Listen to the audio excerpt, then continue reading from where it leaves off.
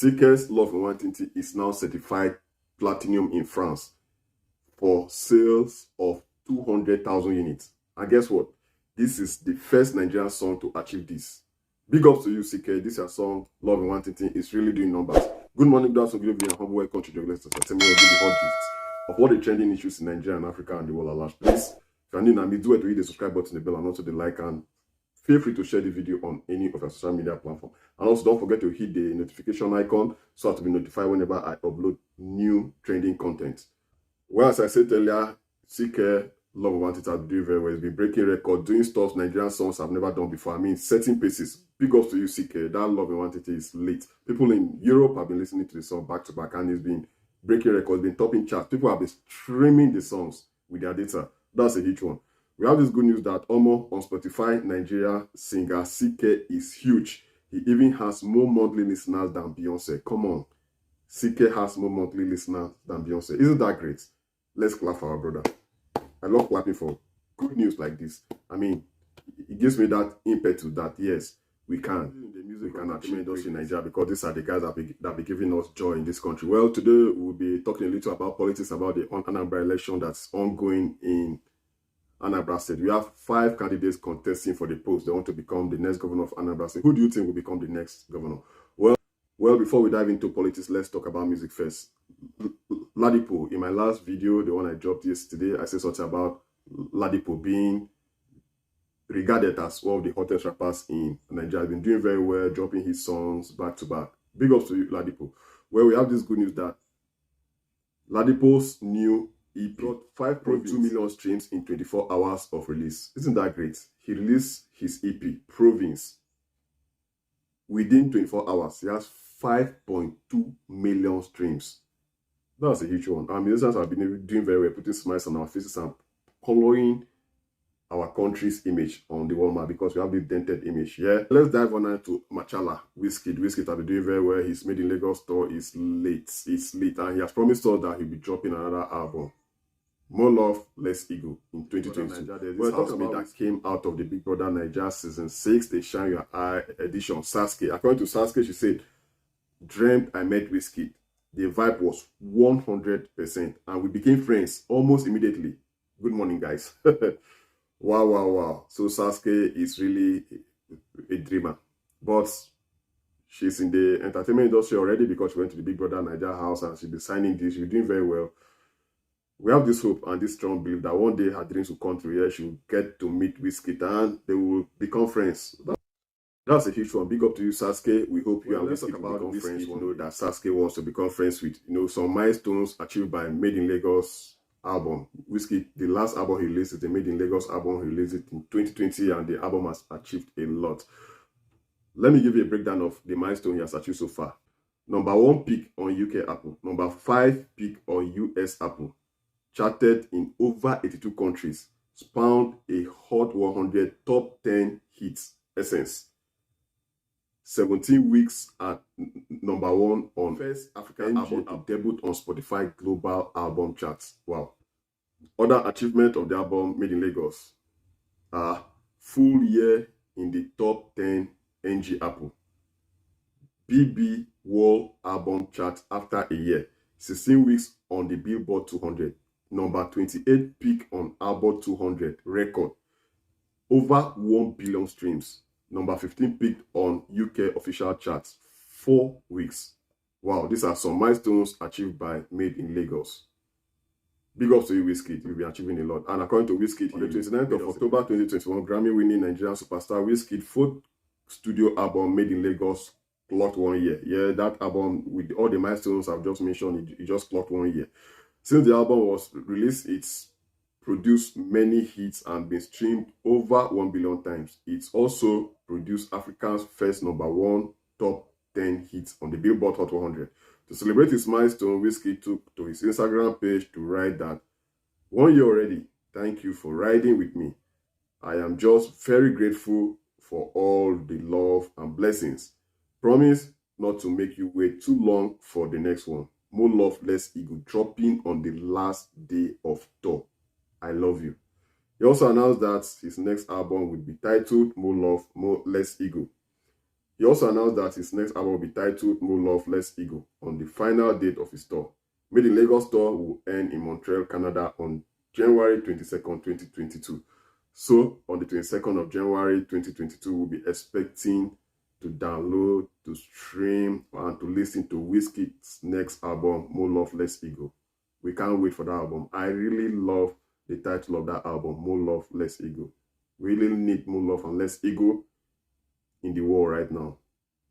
Well, let's move on to the giant of Africa, Burnaboy, who won the Grammy Award for Best Global Album in 2021, though Wizkid had been nominated for that very category in 2022. Well, for the desk of Burnaboy, we have this news.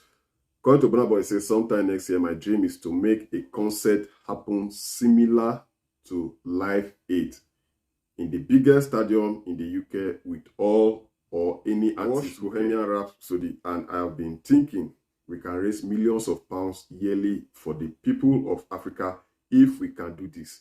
We can save our nation and continent with our arts. It's just a dream right now, but I expect the British government to support this fully. After all, most of us are or were British colonies. Wow, that is coming from the desk of Odogu himself, for a desk of. This is Burnaboy's dreams, and according to Burnaboy, he reveals that he plans to organize a massive concert in the UK, then use it to raise millions of pounds, which is billions of naira, and then give the money to people in Africa. Isn't that great? Odogu on the giant of Africa. I really hope this dream will come true, because we see our big artists going out of Africa or out of Nigeria to organize concerts, because Nigeria is not really a safe place right now. Banditry, kidnappers, so many bad news. You know, organizing a concert in Nigeria is like a no-go area. People will not want to attend the concert because they never can tell what will happen because of the security challenges we're having. That's why I see most of our artists traveling out of the country to organize concerts, and they'll be doing very well. We're still talking about Burnaboy. Grammy Award singer Damani Ugulu, better known as Burnaboy, has replied a fan troll who accused him of always singing about the sufferings in Africa for financial benefit, identified as Dara, took to Twitter to rant about how Nigerian artists, especially Burnaboy, make use of the African suffering story for their own gain. According to Dara, Burnaboy doesn't sing about the beauty and the wonderful talents that come out of the African continent like other artists. Dara also compared Burna's lyrics to Wizkid, who Burna said in an interview only sing about BITCHES. According to Dara, even Fela, who they are trying to copy, never portrayed Africans like Burnaboy is doing presently. Wow. Reacting to Dara's tweets, Burnaboy stated that his style of music is different from others, and he stated that Dara and everyone who thinks like her deserve only the worst in life. But according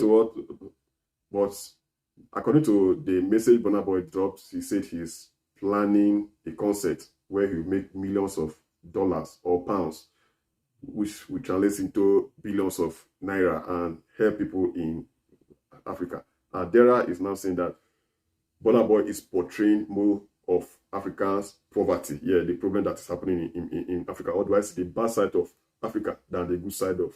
What I thought regarding this? Are you in support of what Dara said, or are you in support of Burnaboy? Don't forget to drop your comments on the comment section below. Let's analyze these issues together. Well, let's talk about Don Jazzy and the band. They were doing very well when they were together in the same record label, Mo Hits. They were dropping his songs back to back. They were dope. But after some time, they now separated. Everybody went his ways, and Don Jazzy had to change the record label's name from Mo Hits to Mavins. And he's been doing very well, signing good artists, upcoming artists who've been dropping his songs back to back. Don Jazzy is one of the hottest producers in Nigeria. Don't say Nigeria, in Africa at large. No doubt about that. While we have this news that there seems to be a rift between Nigerian legends D'banj and Don Jazzy, the two stars who pioneered Nigerian music in the 2000s and early 2010s with more hits, records seem to be having a misunderstanding. By simply sharing a controversial story, D'banj suggested that he's holding Don Jazzy responsible for how his career turned out. A fan actually claimed, you know, but when Don Jazzy saw this, Don Jazzy came online and said, "Come, all is well." Don Jazzy denies rumors of his new rift with D'banj, that he wasn't the one that posted that. You know, there's one thing on social media, people can hack, they can do and undo. That is social media for you. Don Jazzy has said he doesn't have anything to do with that post we saw. So he has lifted his hands off it, that he doesn't have any issue with the band. Because recently I saw them at Ikechukwu's wedding, doing an old song together. They don't have any issues. People should not bring issues into Don Jazzy and the band. They've gone their separate way. Don Jazzy is now heading Maven's record, and the band has its own record label. Let's leave these guys live their lives. But big ups to you, Don Jazzy. Big ups to you, the band. You guys have doing very well. Keep dropping hits to fill our ears, because our ears are widely open to listen to Obi Kobana. Recently, Obi Kobana was arraigned. He was arrested by the EFCC. But we have this good news that EFCC released Obi Kobana after 3 nights in custody. 3 nights in custody, come on.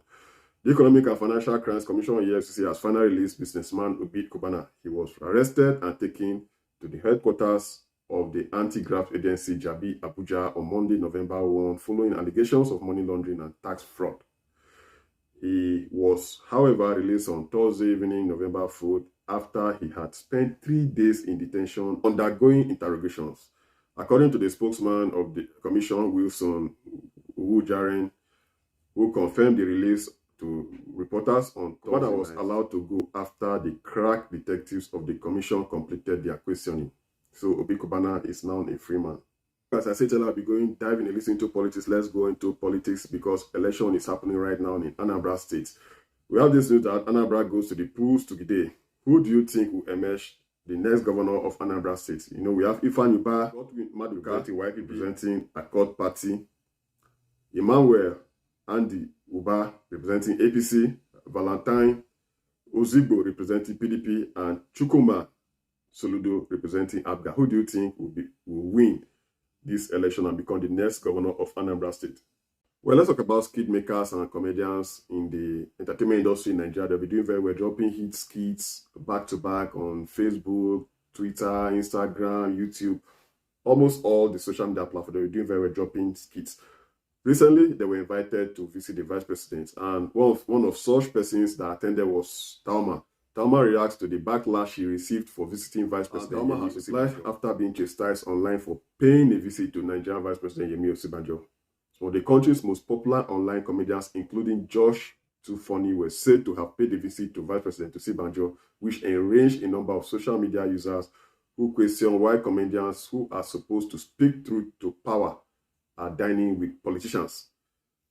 Taaooma has now responded to the criticism, claiming that she spoke with the vice president and urged him to lift the Twitter ban, as well as bringing up the issue of police brutality. Taaooma, she said, yesterday, I had a chance of meeting with the vice president of the federation at the presidential villa Abuja. I urged for the actual lifting of the Twitter ban, and as well stressed on the issue of police brutality, which hasn't gotten any bit of change, even the promises. I made the presidency understand how important Twitter is for the majority of us, the youths, the SMEs, and the very plenty of others. The Twitter ban has made so many small-scale business crash and disrupted many. I also made it known to the vice president that police brutality hasn't stopped, and we, the youth, seem to be the target of that institution. #EndSARS was not just to end SARS alone. It was to end all forms of police brutality. I hope the assurances I got yesterday will take effect immediately. However, guys, we must know that we, the youth, make 70% of the population, and we have the future in our hands. The next step now is to get your PVC, #EndSARS, end police brutality, leave Twitter ban. After she posted this, people were still back lashing her, and she has apologized. As I said earlier, some comedians attended, some didn't attend. Some comedians or skit maker attended or responded to the invitation they were given by the vice president Yemi Osibanjo to come to the comedians attended. Some didn't attend. One such person that didn't attend was comedian Mr. Mcconnell, and comedian Mr. Mcconnell reacts to colleague visit to Vice President Osibanjo, says he declined invitation. He was invited. Instagram comedian and skit maker Mr. Mcconnell has reacted to the recent visit of some of his colleagues to the Vice President of Nigeria, Yemi Osibanjo. In a series of tweets shared via his Twitter page on Friday, November 5, 2021, the multi-talented actor cleared the air about the now controversial visit by some of his colleagues. Honestly, I have tried so hard not to say anything about this issue, but I have seen some comments and conclusions that do not really sit well with me. My conscience will not allow me to keep mute, so I have to say what I know for my conscience and prosperity, he tweeted. First, I do not think there is an association of skit makers. If there is, then I don't know anything about it. And that would be fine because I am an actor slash thespian first before the tag. I don't think those that went to see the vice president without me or anyone else meant to sideline me. I want to believe that they were invited to see the vice president by the organizers of an award ceremony the same way I was invited. The only difference is that I declined the invitation. Whereas I said some comedians attended or they responded positively to the invitation. They went or traveled to Abuja to meet with the vice president. Some declined the invitation. What are your thoughts regarding this? Don't forget to drop a comment on the comment section below. Thank you very much for watching the latest entertainment. Please make sure you hit the subscribe button and the bell and also like so as to stay updated whenever I upload new video. Take care of you and please do have a memorable day.